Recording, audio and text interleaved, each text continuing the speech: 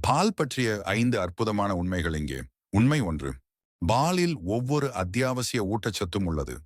இதில் புரதங்கள், கொழுப்புகள், கார்போஹைட்ரேட்டுகள், வைட்டமின்கள் மற்றும் தாதுக்கள் உள்ளன. இது மிகவும் ஊட்டச்சத்து நிறைந்த உணவுகளில் ஒன்றாகும். உண்மை 2. இது முதல் சூப்பர் ஃபுட்களில் ஒன்றாகும். மனிதர்கள் 10,000 ஆண்டுகளுக்கும் மேலாக பால் குடித்து வருகின்றனர்.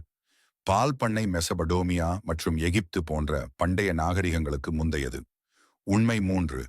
பச்சை பால் இயற்கையாகவே ஒளிரும்.